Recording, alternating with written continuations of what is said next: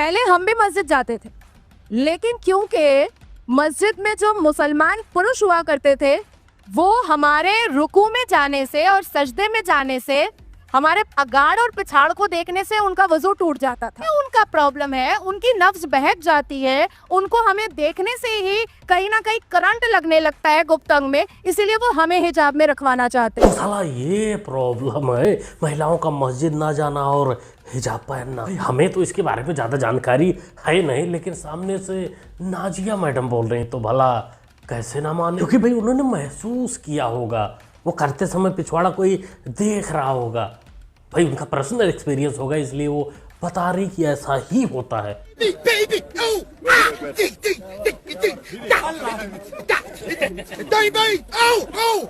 Control मौलाना control, अपने नब्ज को कंट्रोल कर। वीडियो में तेरा ही कारनामा दिखाने वाला हूँ मिंटू से, तुम जैसे मौलानाओं का कृत्य कारनामा यही सब दिखाने वाला हूँ। क्या मेरे मामा है, मुझे गलत करने के लिए उस घर में लेके जा रहा है। अच्छा, मेरे साथ रोज गलत करते हैं। और मेरी माँ भी इसके पास भेज देती है गलत करने के कमरे में। कहाँ भेज देती है? मामा के पास? भाई बहन का जी भर गया क्या, जो बीच में भांजी को भी लपेट लिया। खैर जो भी हो, मजबूती, रिश्तों की खूबसूरती इसी में है। थोड़ा इसको और मजबूत करने के लिए घर में एक छोटा मोटा कोठा खोल देना चाहिए। ये बच्ची, इसके बारे में बताएं। ये मेरे मतलब मेरे अब्बू में से ही मेरी बेटी है ना। कितना गवार हो सकता है, चाहिए मेरे अब्बू ने मेरे से जाती थी। अब जब मैं भीख मांगने जाती थी तब वो एक पुलिस वाला था अरफान, वो भी मेरे अब्बू के साथ शामिल है। अब वो मेरा अब्बू तो जेल में है ना, आबद हुसैन, और जो सा पुलिस वाला उनके साथ मिला हुआ था वो मुझे ब्लैकमेल करता है, तंग करता है, कहता है ये घर छोड़। ना जी ना, ये बिल्कुल नहीं माना जाएगा। अब्बू जी रिश्तों को मजबूत कर दें, ऐसा हो ही नहीं सकता। जब तक पूरा परिवार मिलकर रिश्तों की खूबसूरती को ना बढ़ाए तो कैसे माना जाएगा, या कैसे रिश्ते मजबूत होंगे। जैसे इस खबर को पढ़ लो भाई, दल्लन टॉप और आज तक वालों ने दिखाया ये खबर छापा कि पापा जी, दादाजी, चाचा जी सब मिलकर खेल खेले, रिश्तों को मजबूत किए, लेकिन किसी ने नाम नहीं बताया उनका। खेल खेलने वाले का नाम क्या था।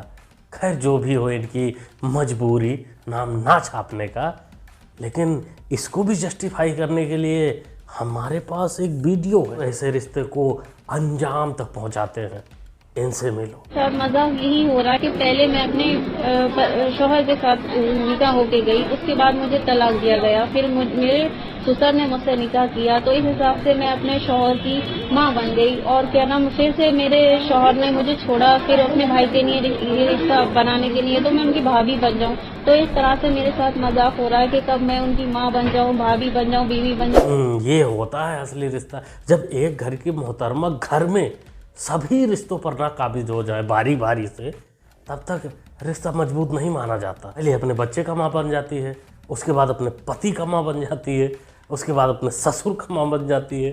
मतलब रिश्ते और पद जितने भी परिवार के हैं सब बारी बारी आजमाने को मिलता है वहाँ। थोड़ा बहुत इसमें चेंजेस कर सकते हैं, अपडेट कर सकते हैं, क्योंकि भाई टेक्नोलॉजी आ गई है। नए ज़माने के अनुसार एक कोठा छोटा सा कहीं खोल के कोने में और रिश्ता बढ़ा सकते हैं। बाहर वाले भी भाईचारा निभाने आएंगे। बोल रहे हैं कि मेरा नाम अमृता कुमारी है और पापा का नाम शंभू यादव है, मम्मी का नाम है रिंकू देवी। हम दयालपुर गांव का रहने वाला था। मेरा मम्मी पापा जबरदस्ती शादी करा रहा था, जिस शादी से हम खुश नहीं थे, और मम्मी पापा हमको दबा दे रहा था कि तुमको जान से मार दूंगी। इसलिए हमको कदम उठाना पड़ा और हमको लड़का लेकर नहीं भागे हैं, हम खुद उसको लेकर भागे हैं और अपना मर्जी से शादी किए हैं। तो आपका पुलिस प्रशासन से मेरा निवेदन है कि मेरा कदम उठाइए। बहू जी, तेरा कदम काहे को पुलिस उठाएगा? तू जिसके साथ भागी है वो तेरा कदम नहीं उठाने के लायक है क्या? नहीं उठा पा रहा है क्या? मैं दम ना बचा है के? उसी से बोल, उठाएगा वो। मेहनत कर, उठ जाएगा।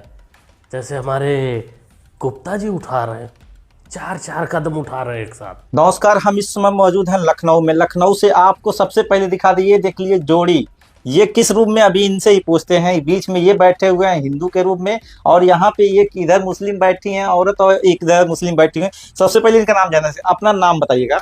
सना नाम है मेरा। सना, जी। आपका क्या नाम है? तरुण। पूरा नाम बताइए। तरुण गुप्ता। तरुण गुप्ता। आपका क्या नाम है? फिजा। फिजा। अच्छा ये बताइए, ये कौन है आपके? मेरे पति हैं। ये कौन है आपके? हस्बैंड है। दोनों के एक हस्बैंड? हाँ, दोनों वाइफ है मेरी। दोनों आपकी वाइफ? यही होता है मन से तपस्या करना।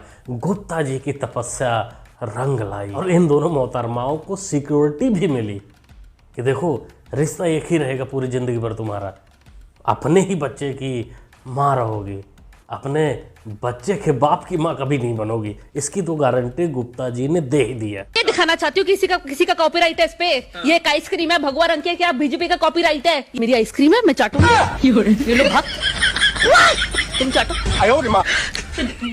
चाटो चाटो। तो जी एक बिल्कुल गलत बात है, भाजपाइयों तुम लोग गलत करते हो। ऐसा बिल्कुल नहीं करने का। मैडम चाटना चाहती हैं तो चाटने दो भाई, चाटना उनका तो जन्म सिद्ध अधिकार है, चाहे आइसक्रीम हो या फिर हो तलवा। लेकिन ये सब नंबर का खेल जो है, नंबर का भी खेल इसमें होता है। आप सबको शायद नहीं पता होगा, उसको दादी जी बताएंगी। बताइए दादी जी। चाटने और चूसने के मामले में आम का अचार दूसरे नंबर पर है। पहला नंबर पर आम का गुठली है और हरामखोरों जो तुम सोच रहे हो वो तीसरा नंबर पर है। ये मोहतरमा जो चाट रही हैं चाटो चाटो, तीसरे नंबर पर आता है। पहले और दूसरे पर तो आम आता है। बाकी दादी जी आइसक्रीम की ही बात कर रही थी कि भाई पता नहीं, हम भोले लोग हैं, वहाँ तक नहीं समझ पाते। हमें लगा इसी के बारे में बात कर रही हैं। आपको क्या लगा है? कमेंट बॉक्स खाली है, लिख सकते हैं।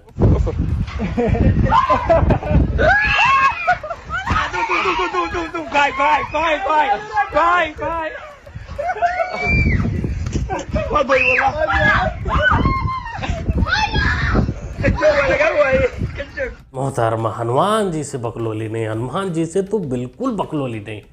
बड़े बड़ों की लंका लगा देते हैं। अभी तो तुम्हारा सिर्फ कपड़ा फाड़े हैं, तुम्हारा बकलोली की भी फाड़ देंगे। मेरा नाम रिंकी चौधरी है। मैं अपने मर्जी से भाग के आई हूँ। मैं खुश हो जाऊँ। मैं शिवा चौधरी के साथ शादी कर चुकी हूँ। मैं अच्छे से हूँ, खुश हूँ। मेरे घर वाले मुझे मत ढूंढें और मेरे पति के माँ बाप के तकलीफ कोई ना दे, ना पुलिस दे, ना मेरे घर वाले दे। और मैं खुश हूँ। और भगाने में मेरी माँ मदद करिए, मेरे भगाने में मेरी माँ मदद करिए मेरा। राइन ज्यादा चौधरी बनने के चक्कर में माँ को भी लपेट लिया। अरे तू तो भागी थी, माँ को काहे को लपेट लिया? अब तू इधर कुटेगी, माता जी उधर पूरे परिवार से कुटेंगी। लेकिन एक बात मानना पड़ेगा कि इसने वीडियो में सबूत भी दिखाया है कि हाँ सच में इसकी मम्मी का ही हाथ था इसको भगाने में। वो माला दिख रहा है ना, इससे 3 गुना बड़ा, वही सबूत है। अच्छा, अपना जीजा से प्रेग्नेंट भी हो आप? अब उतना कंफर्म नहीं है। मतलब आपका कितने लड़कों से संपर्क है? हमको पास खाली इन्हीं से है। तो कंफर्म क्या होना है इसमें? खाली इन्हीं से, आप कुछ कोई से नहीं। तो किसका बच्चा है? अब चेकअप होला पर ना। बताइए, चेकअप होला। अभी अलग से कितने दिन से तुम रूम में हो जीजा के साथ? साल भर से, साल भर होगा। बहुत बड़ी बीमारी आ गई रे बाबा भारत में, कन्फर्म ही नहीं हो पा रहा है साला। अब सरकार ओवैसी का डीएनए टेस्ट करे, उसको बताए कि तुम्हारे पूर्वज कौन थे, कि इसका चेक करे कि गांव वालों का है कि जीजा जी का है। हम तो कहेंगे भाई टेस्ट वेस्ट के चक्कर में छोड़ो, कन्फर्म करो ही मत, बच्चा होने दो। उसके बाद पूरे गांव वालों को, रिश्तेदारों को इकट्ठा कर लेना। जिस का चेहरा मेल खाएगा सब अपना अपना मान लेना, थोड़ा थोड़ा हिस्सा, अपना अपना हक जताना। ऐसी कलंकिनियों के लिए तो भाई एक जीजा, एक गांव का रहने वाला, एक रिश्तेदार नहीं हो सकता, अनेक होंगे। तो मेरी ना फेसबुक के थ्रू दीपक जी से मुलाकात हुई थी फेसबुक पे। तो उसने कहा कि मैं तुझसे शादी वादी करूंगा। उसने मुझे सूरजकुंड पार्क बुलाया शादी की बात करने के लिए। लगभग हम वहाँ पे 1 घंटा रुके। मैं फिर अपने घर चली गई। फिर उसके बाद 1 महीना या 15 दिन बाद मैं रूम पे आ गई, क्योंकि मैं IAS की स्टडी कर रही थी। मैंने रूम ले रखा था सेक्टर 6 में, तो वहाँ पर भी वो आता था। फिर 24 जून को वो उन्होंने कहा कि शादी की बात करनी है, तो मुझे तुमसे मिलना है। मैं उससे मिलने के लिए चली गई। उन्होंने कहा कि मैंने रूम बुक कर रखा है मेडिकल के पास अनंता होटल में, तो मैं वहाँ पे भी चली गई शादी की बात करने के लिए। तो फिर उन्होंने सर अपने को समर्थन देकर कि मैं तुझसे शादी करूँगा, फिर मैंने तुझे अपनी पत्नी मान ली है। और फिर सर उनको मेरे साथ फिजिकल हो गया। तो फिर उसके बाद लगभग 1 महीने बाद जुलाई में उनने फिर मुझे सिलगढ़ी बुलाया। मतलब सेलगढ़ी बुलाया सर फिजिकल होने के लिए, फिर सर मैं फिर भी चली गई। मैं यहाँ पे एसएसपी ऑफिस आई हूँ अपनी वो लेकर परेशानी, लेकिन पुलिस वाले जांच के मामले में कुछ कर ही नहीं रहे हैं। सारी गलती भाई पुलिस वालों की है, प्रशासन की है कि भाई पुलिस प्रशासन इसकी बात क्यों नहीं सुन रहा है। सारी गलती पुलिस की है। बाकी तू मियाँ खलीफा की चौथी अम्मा, तेरी कोई गलती नहीं। बस वो बुलाता रहा, तू जाती रही, फिजिकल होती रही, मजे लेती रही। समय तेरे को थोड़ा भी याद नहीं आया कि तू जो कर रही है वो धंधा है, बेसब्रित है। घर वाले ने तेरे को फीस दिया होगा, पढ़ने के लिए बाहर भेजा, तेरे कमरे का किराया इसीलिए दे रहे थे कि तू जा वहाँ बेसब्रित का काम कर, फिजिकल रिलेशन बना। हम तो कहते हैं ऐसी लड़कियों के साथ अगर इससे भी बुरा कुछ हुआ होता, समाज को कोई ताज्जुब नहीं होती, कोई अफसोस नहीं होता, क्योंकि इन लोगों के साथ ऐसा ही होना चाहिए, इससे बुरा होना चाहिए। क्या बोलते हो दोस्तों, क्या कहना चाहते हैं ऐसे लोगों के लिए? बाकी ओवरऑल जो भी वीडियो आपने देखा, जो क्लिप देखा, भाई मेरे को तो बनाने में मज़ा आया, मेरे को तो अच्छा लगा था। आपको कैसा लगा कमेंट करिए, बताइए, अपनी राय दीजिए। मुन्ना भाई को भी सपोर्ट कर सकते हैं चैनल को सब्सक्राइब करके, जो कि होता है बिल्कुल फ्री। सब्सक्राइब करिए, जुड़ जाइए। मिलते हैं अगली वीडियो में। Thanks for watching.